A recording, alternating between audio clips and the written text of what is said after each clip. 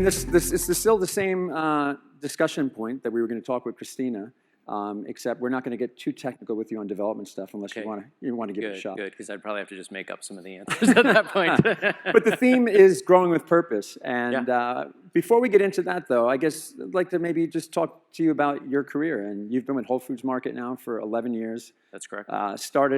Came in as a CIO, but instead of me, I guess, telling your story, why don't you tell us your journey over those 11 years? Yeah, well, when I kind of talk about my journey, I actually usually go even back a little bit further around my connection to food, which for me goes back to Wisconsin, where I was born and raised. Both of my parents grew up on dairy farms, and so especially on one side with my grandparents, I spent a lot of time out on the farm getting a chance to really learn what does it take to be a farmer and be able to, whether it was, picking stones, baling hay, being part of the butchering process, all that kind of stuff. From a very young age, I got that exposure. I also did a lot of gardening growing up. I started when I was 7, participated in something called 4-H, which is really big in the Midwest. And so for me, that was something that's really been part of me since I was really young. And prior to joining Whole Foods, I did retail consulting. So I had an opportunity to work with a number of retailers worldwide, but a lot of grocers over that period of time. And that was that experience that, really got me, focused both on the food side, but, grocery. What I loved about it is it's so much more complex than most other forms of retail. It's the thinnest margins. You've got product that is highly perishable, so it makes for a more complicated business to operate. And so it was that career that got me connected with a few folks at Whole Foods. And 11 years ago, I joined as the Chief Information Officer and the head of our digital businesses. And just absolutely loved the company and got myself involved in a lot of other areas of the business over that time and stepped into the COO role in 2019. And when our co-founder and CEO retired in 2022, I stepped into the CEO role September 1st of that year. So it's been a great ride. I absolutely love Whole Foods. What drew me to it was the higher purpose and core values. I mentioned that in my last career, I had an opportunity to work with a number of other retailers. And I would say not everybody's, sort of words on the wall of their purpose and core values didn't always match what I saw, but with Whole Foods, it was really different. And so that's what drew me to join, and it's really what's kept me here these last 11 years. And when you were a COO, you also had store development and construction under your... Correct. I picked up those responsibilities back in 2019. So that's like the most important role for any retailer, right? Yes, of course. Well, in all reality, that has been one of our greatest strengths. For us, pursuing the very best locations is what has been so important for the business. And that's been one area we really haven't compromised. For us, it's really been looking at how do we make sure we opportunistically are finding the best locations we possibly can. And I joined the real estate committee, I think back in 2014, 2015, somewhere in there. And that's where I got a lot more exposure into our process. And having worked with some other clients in my past on some of their models and things like that, I was really intrigued as far as like the sophistication that we had in place in this and how important for us it was, getting the very best sites we could get our hands on.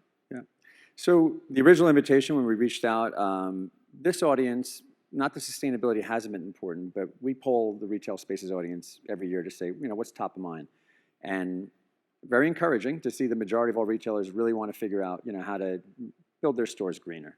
And of course, with us coming to Austin, we're like, we have to have Whole Foods involved, and you guys have been pioneering in that space. But last year, I guess when you took the reins as CEO, I guess you took the reins, almost 2 years ago now. But last year you came out with your 10-year plan, which is called Growing with Purpose. And I'm going to read it here because you got the 4 priorities.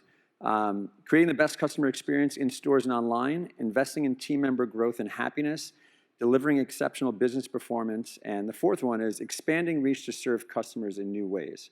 So now, just last month, you announced, a new way to serve customers with Whole Foods Daily Shop, smaller format store. Can you tell us kind of the story behind that and how you, I guess, how long you guys have been working on that? Yeah, we've actually been working on it for quite a while, and these four priorities are really, intertwined. I sort of think of them as a flywheel effect. And I always start sort of with our team members because I think it's sort of the secret sauce of where they're the secret sauce of Whole Foods Market. It's their experience, expertise, the customer service that we provide that really differentiates us from our competitors. And if we can make sure our team members are teed up for success and have an engaging career, they naturally create the best customer experience. And when we can do that and at the same time deliver exceptional business performance, that's what allows us to expand our reach and our impact. It allows us to open more stores, serve more customers, and in the case with Whole Foods Market Daily Shop, expand the formats and ways by which we can serve customers. So this is something we've been looking at for a bit of time, but making sure we got the right formula and really focused on the format and how it can actually serve our customers is something we've put a lot of work into. And our goal is to help provide basically a fill-in location, if you will. And we've started with New York for a very particular reason is we're kind of at this point right now where adding an additional store of our format and size is a really difficult task. Yeah. As I'm sure everyone here who's had to work in that space is, trying to find it and try to find the economics that can work in grocery is not easy from that perspective. But at the same time, we had a lot of white space in Manhattan in particular, but in a lot of our urban corridors. And so we kind of looked at what size can we get our hands on and how can we help bridge, especially our customers where, if you are having to walk to one of our stores there and shop, it's not necessarily easy if you're sort of on the go and you just have a few minutes. Yeah. And so we looked at it sort of as like a fill-in. It's a fill-in between trips that you're going to take to one of our full format stores. And at the same time, it's a fill-in shop for many customers, we believe. So you just have a few items, you're on the go, and you want to be able to grab. And whether it's ready to consume food products, from our prepared foods offerings to just getting a few essentials you might need for that night's dinner, we really wanted to make it an easy, quick way to experience Whole Foods Market. So how is it different? Because I know a few years ago you guys had the 365 stores, which are small, but then I guess those closed. What did you learn from that? That maybe it's a little bit. How are they different? And I guess are there any lessons from those stores? Yeah. Well, with 365, one of the things that we did is we actually converted them to Whole Foods Market stores. Yep. The big difference back when we launched that format is we wanted to be able to sort of solve multiple different spectrums and customers' needs. And the idea with 365 was having lower opening price points on a slightly curated and differentiated assortment, still meeting our quality standards, but you may not find the same range that you would in a full format Whole Foods Market. And after being acquired by Amazon, one of the top things we did was invest in price. We took our regular price and down across hundreds and hundreds of items across the store, and at the same time really increased our promotions, which is something that we still continue to do since being acquired. And one of the first things we sort of realized is do we need to have these two formats anymore, given some of the changes that we made? We really kind of brought some of those pieces together. So over a bit of time here, we've actually had a chance to sort of rebrand them, and they now have the full Whole Foods Market assortment and offering. Cedar Park is one of the stores here just outside of Austin where it was a 365 that we've converted if someone wants to sort of see an example of that. Oh. And what's different here is, one, this is significantly smaller. When we look at 365, we were still hovering about the 30,000 square foot store. And so where this will help serve customers is, while we have a more narrow assortment overall, everything that you need from an essential perspective is still going to be made available in this particular format. We just may not have the number of sizes, shades, flavors, and facings that you might find in a full-fledged store. But for all intents and purposes, sort of every major use case that a customer would have, we'd still be able to solve in this format. So the square footage on this, I think I read between 7 and 14. Is that it? 7 and 14? Okay. And then talking about the design, I guess I read some of the press releases saying that you guys used like an Italian architecture firm, kind of took some inspiration from shops in Japan. Is there anything that you could share on that? Yeah, I mean, one of the things we did as we sort of researched this format is looking where have we seen success and what have been some of the elements of, especially in the grocery space, that a smaller format store could take. And so, we looked, at different folks in Europe, in Japan, and our goal was not necessarily to sort of copy and paste those, but use that as inspiration to say, how could we sort of shape this and take the best of what we have in a Whole Foods experience and learn from some of these elements? And especially for customers who are on the go, one of the things here is we want to make everything easy, that if you just have a few minutes, you have an opportunity to get in, grab those items, get out. And that is one of our goals here, is that it can be a super easy and convenient experience for customers. So the press release came out, it said, urban store, but I think that this store, I think all of us here would say, I'd love to see this in suburban areas as well, right? I think we all want the convenience and being able to do that. Are there plans, right now I know it's in New York City, but do you see that this daily shop could be something part of a larger expansion more into suburban areas? Yeah, I think our first stop is going to be in urban corridors, because we just see so much white space. Like, we've got customers that, today are making a trek to get to, one of our full format stores. And what we want to do is be able to sort of address in markets where we're already at. It's kind of like, the first easiest step, if you will, for where we can take this format. But I'm totally with you. I think this has a major opportunity in suburbs, and potentially more like secondary markets that today we'd say, maybe there isn't the opportunity to bring a traditional Whole Foods market, but we could open one of these formats.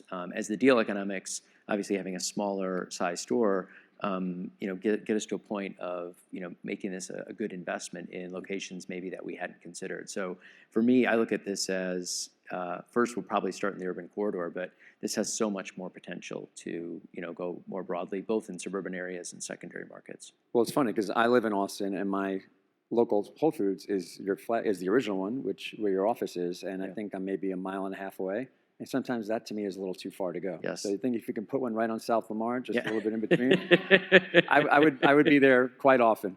The number of text messages and emails I got after. Yeah, it's like, hey, can I get one? With people with some ideas on where to put a store. Well, I mean, because not to kind of go there, but like even from a convenience standpoint, there's a lot of white space in that area for like a Whole Foods. I guess you guys want to call this a convenience store, but maybe I just gave you an idea. Yes, but, yes. I had.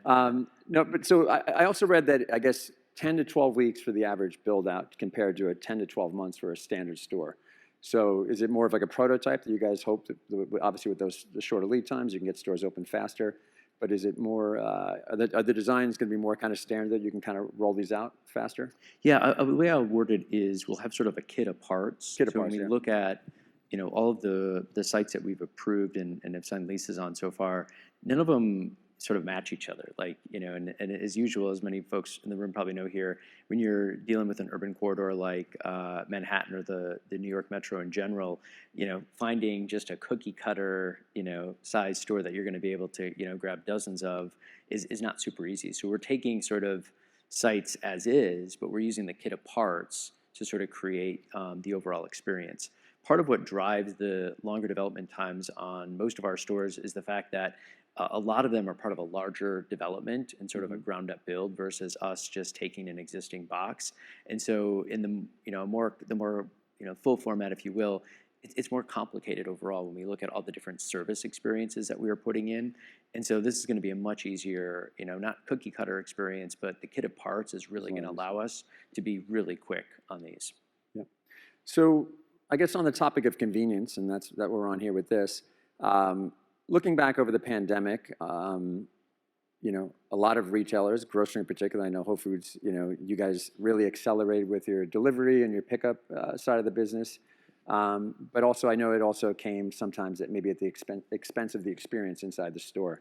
How is you looking forward to that now, trying to find that balance where you're still delivering the convenience, but also, I think I read an article where you, I read it about like an hour ago,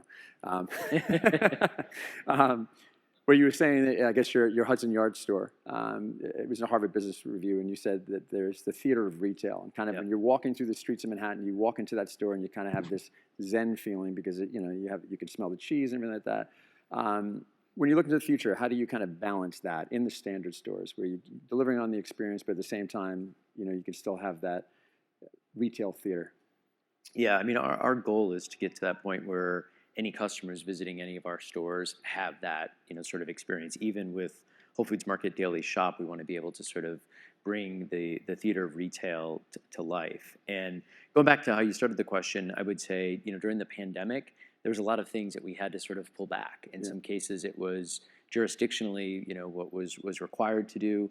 In other cases, as the online business ramped up, it had more shoppers in store, which created some, I'll say, friction at certain points with our in-store shopper. And so I feel like we're in a really good place right now where those things have balanced out. We've been able to optimize things with our online business to make sure it's not impacting our in-store experience, and at the same time really bring back a lot of the things that we had pre-pandemic. And for us, the idea is that you're walking into the store, you're smelling produce, you're smelling bakery, it's a sensory experience that you're going to be able to have as you're walking around the store. You're hearing great music play, you're conversing and talking to some of our expert team members, and it could be one of our certified cheese professionals, or one of our fishmongers, or our butchers, to help our customers make sure that they can select the very best product for whatever event they're planning or hosting, or meal that they're preparing. And so, regardless of sort of our format, the goal is that experience is coming to life in many different ways. Yep. So you also, around that time, you guys opened up a dark store in Brooklyn, in Industry City. Yes. I believe that's the only one that you currently have. That's correct. Any lessons from that? And do you think in the future that there could be more of those? It's potential. One of the things that I think we've been able to solve for is leveraging the existing assets that we have to support that online business. During the pandemic, we opened the store in Industry City, and at the same time took several of our stores and made them dark stores on a temporary basis. So our store that's up on 5th Street, just on the east side of Austin, was an example of one of those stores. And we did that, quite frankly, to address some of the challenges that we were having amongst some of our stores, because the volume was just so crazy. You looked at the online experience, and we wanted to be able to serve customers the best way possible. So that allowed us, we did several of those throughout the country. It allowed us to meet needs of customers, and at the same time support that area of the business. I would say right now, if we continue, because one of our goals is to continue to add stores, and we're thinking about both the online and in-store customers we're making these decisions.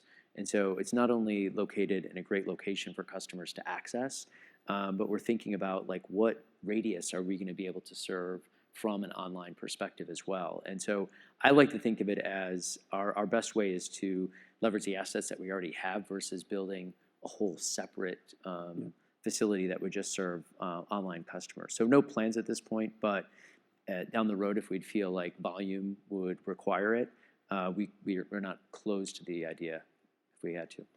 So on the topic of growing with purpose, strictly, I guess, from a store development, through the lens of store development, how do you balance purposeful growth versus just rapid growth for the sake? Because there is a lot of white space, it seems, that you guys still have. 500 stores may sound like a lot, but there's a lot of markets that I know that you guys could go into and probably want to get there as fast as possible. How do you balance that and keep that philosophy in mind? Yeah, well, what's really interesting is the real estate process itself actually touches all 4 of our priorities in a meaningful way. As we select stores, we want to make sure that they're great for customers. We want ingress, egress to be outstanding. We want to make sure we've got the right number of parking spaces. We want to make sure that the store is accessible for customers in the most easy, convenient way possible. We want the layout of the store to be intuitive and easy to navigate. From a team member perspective, we want to make it easy as well. Deciding where we're going to have our receiving space, how our back of house is designed, making things easy for for our team members to be able to bring product onto our floor and onto the shelves is really important. Making sure that we've also designed the store so we can be as efficient as possible is helping support what we need to do to deliver exceptional business performance. And at the end of the day, this is one of our ways by which we're going to expand our reach and grow our customer base. So kind of across each of the 4 priorities, real estate is very front and center. And one of the things that I feel is really important, I mentioned earlier, continuing to find the right sites that are good for customers, good for team members, good for the community, all of our stakeholders is so important. And I can think of several examples, even the last 12 months, where we voted no on sites, and yes, they were great deals. Like economically, we could have just gotten a store, moved in right away. But when we kind of looked at it and went into the details of like, yeah, this receiving area is not in a great spot, or we're going to have to, because of where this store is located, we're going to only be able to, receive from the street or during these hours, or there's not enough parking spaces, or what have you. And I think it's been really, prudent for us to make sure that we continue to be as diligent and continue to hold the high standards of like, we're only should be taking the very best sites. And so that's something, regardless again of the format that we're going to be looking at, for me, making sure that we've got the right foundation, which starts with the site itself, is going to continue to be really important on that side. We currently have 75 stores in development right now. By the end of the year, I'm hoping that's close to 100, if not over 100. And we want to be in the space of opening 30 plus stores a year again. And what I always tell the team is, it still has to be about the quality, not the quantity. And so if it comes down to it, I'd rather open 20 or 25 and make sure they're the very best sites and stores versus stretching outside of our current parameters just for the sake of opening it. So, and that's 75 traditional stores, right? That's not Correct. including That is correct. the daily shops. That's So we've got 5 leases signed right now with the daily shop format. And they're all in New York. They're all in New York. All in New York City. So let's move on to sustainability. That right there is an image of your store in Gowanus. I only recently moved here a few years ago from Brooklyn, so that was my local store. Third and third. What's that? Yeah, Third and third. Yeah, an amazing store, which I think is just 10 years old now, LEED Platinum. And so similar to IKEA, who spoke earlier this morning, when I think of leaders in sustainability for retail, I think of Whole Foods right away. I think of IKEA. I think of Starbucks. You guys have been doing a lot of amazing stuff. So when you think now in your store strategy, are there any certain things that you could talk to that you guys are doing that you're proud of now? I know at that point you guys went all out. You had greenhouses, you had the solar canopies and everything, which I'm sure after a while the economics of doing all that may not make sense. But are there certain things that are the must for you guys when you're building your stores? Yeah, I mean, one of the things for us is, we believe in a stakeholder model as we make, our business decisions and lead our business. And the environment has been one of our stakeholders since the very early days of Whole Foods. And in fact, each one of our core values really ties to one of our stakeholder groups. And the environment is represented both in our our core values and the way that we operate our business, and is a consideration in many of the decisions we go through. In some cases, this will show up in new stores as far as how we decide to design it and what elements that we are putting into place. But one of the things that I think is also really important is how we sort of live this out day in, day out. And so some of the examples of things that we've done is, we've been looking at ways that we can find win-win solutions where we can replace outdated equipment that isn't as energy efficient, and at the same time create a better experience for our team members, for our customers, and quite frankly, oftentimes using less energy is going to cost us less money as well. And so our goal is to look at all of our existing stores and saying what can we do in helping support the environment, and especially where we have win-win opportunities, we've really chose to lean into those.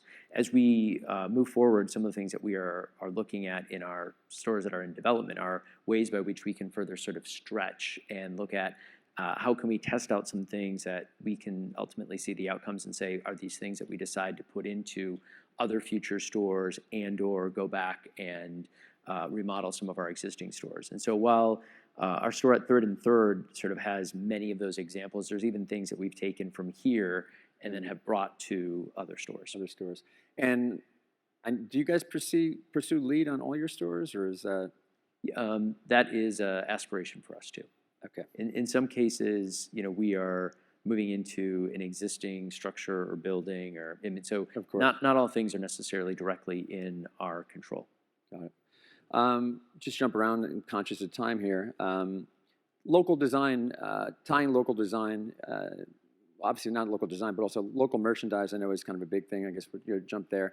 But also I guess, in the design and kind of the storytelling as well. That's a really important thing within Whole Foods. I guess, can you talk to us about that? Yeah, And absolutely. And I think if we can just pop back to the Right. slide that was just on there, 'cause I think One it Wall was Street, right? One Wall Street. Yeah. It's a great example. You know, one of the things that I love what our store design team, and a lot of this comes from Christina, who would have been speaking to here today, is trying to make sure that our stores match and represent and feel part of the community that we're in.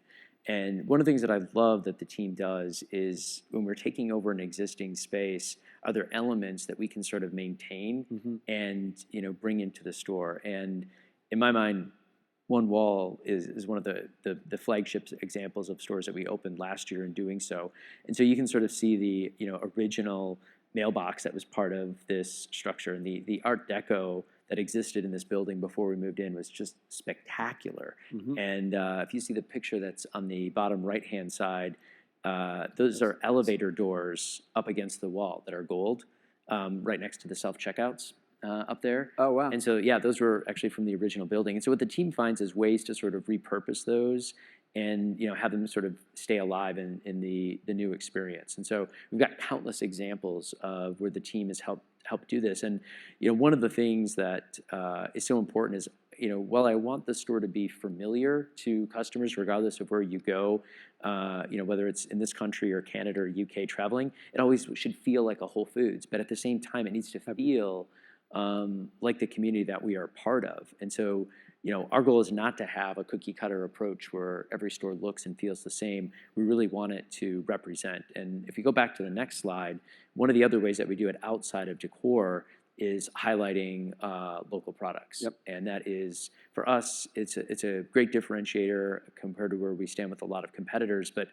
the reason why we do this is we want to be part of our communities and helping support our communities.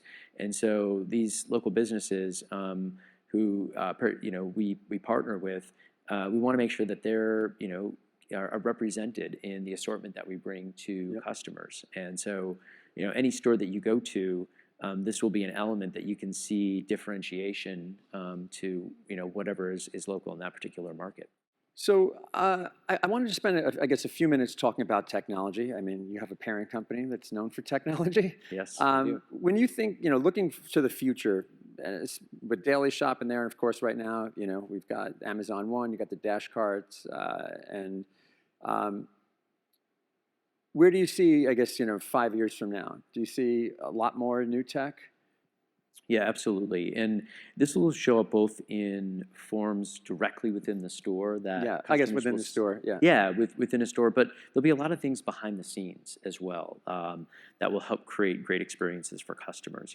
Some of the examples I point to is ways by which we are innovating in the supply chain space, and again, partnering with Amazon, who's got best-in-class technology and expertise in areas that will create better experiences for our customers and team members. So there's a lot of things that we're working on behind the scenes that are actually going to show up directly for our customers.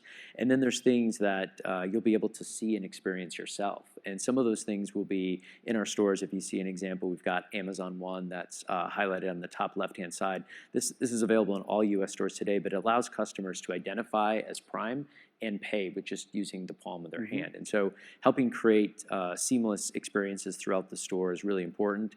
You'll see dash carts, the pictures on the bottom right and left below here. I've had a chance to use this many times. We've got a store in San Antonio that has this live, and I was just at our latest store that we expanded this to in San Mateo, California. And what it allows a customer to do is basically shop the store, bag their groceries as they're shopping, and then just push the cart right out to the parking lot. It does an automated checkout process, and it's just amazing on what this can do. It's weighing produce for you. It's scanning items, and talking to a lot of customers who've had this experience. It's really been a differentiator for them to create an easier experience and not having to wait in lines. And so we're going to be building upon many of the things that we've already brought to our customers to create even richer experiences to help support convenience and help our customers with their missions at Whole Foods. And in many cases, that's helping figure out the best way to assemble a set of items to prepare for an event or a meal, the special occasion that they are hosting or having. And so, for us, it's not technology for technology's sake. It's what can we do to ultimately create the very best customer experience. So what year are we going to see those in every store?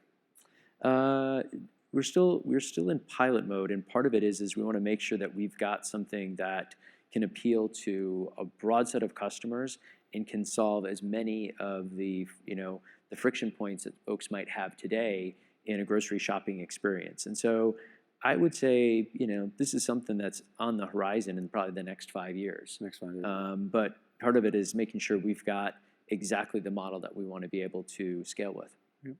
AI, of course, is a topic that I guess every conference we have to bring it up in every session. I think that's a rule. Yes. But Amazon, of course, is Anthropic. I guess invested $4 billion into that. Do you feel that? What is your take on how AI is going to impact your business? Yeah, I mean, I think it's going to impact just about every business that we see out there, but grocery will be no exception. The reality is there's been a lot of work kind of going on in this space already, and so we even have some real use cases that are alive and well today in some of our digital experiences. But for us, I think it's how do we harness this and ultimately work backwards from the customer and say, what are the things that we want to be able to solve, and how can AI help address that? And I, give some of the examples I love to give is looking at our ordering process today. There's so many different factors that can go into why certain products might be flying on and off shelves on any given day. Weather being one of those situations where, while it's not, it's in theory predictable, how it actually shows up and how it impacts the customer might be some things that are happening, either day before or day of, and how do we make sure that we can respond coming out of that and serving our customers in the best way possible. And so we're going to be leveraging AI and other technology in ways to make sure that we can really have the best in class ordering and supply chain across any grocer. I think there's going to be a lot of ways as well where AI is going to be able to help inspire and connect customers to products. And I think in our space, part of the reason our customers come to Whole Foods is they want inspiration from food. Yeah. And if we can find ways to be able to connect products we know that they love today or meals that they love to prepare and help inspire further in ways that they may not have the opportunity to today, that's going to be, I think, a big win for us. We only got 2 minutes left, so I got a couple more questions. I guess we'll try to do maybe some rapid fire ones. Okay, all right. Top 3 products you can only find in Whole Foods Market. Your top 3 products. Okay. All 3 of these are certified regenerative, and I think are some of the best products that we have in our stores. They're under the Whole Foods Market brand. The first is dried mangoes. They're like the best dried mangoes that you're going to find in the marketplace.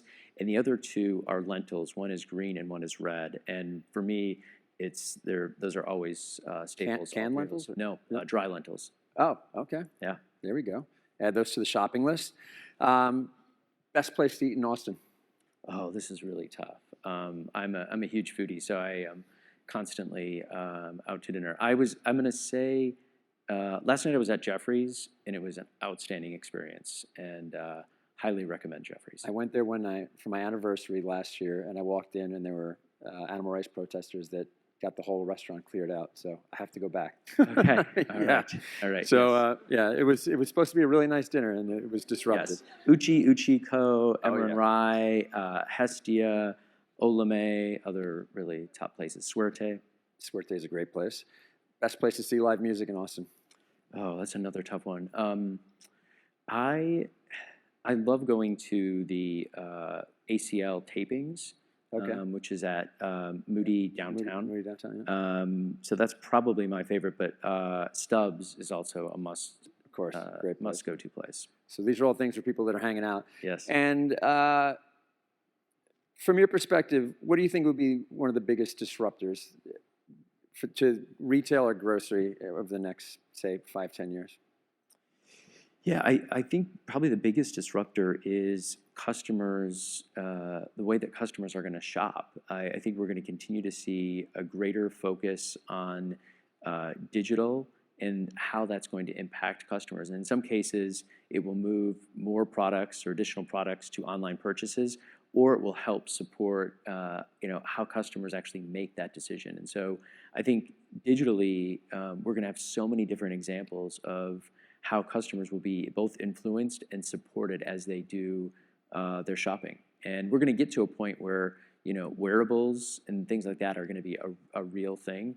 I think in the food space, one of the things that would be a disruptor is I truly believe, and it might be closer to the 10-year horizon, but I'm hoping it's closer to the 5, is people will start to consume food based upon their own personal biome. And I think there's going to be a lot more education and understanding that folks are going to have in this space, and I think it's going to influence what people decide to buy and consume. Interesting. Okay. Look at that. We're right out of time. Right at 0. Well, listen, again, this is a treat, and thank you so much for making this work on last minute. Yeah. So thank you so much, guys. Give it up for Jason Thank you. Buechel. Thanks a lot. Excellent. Thank you.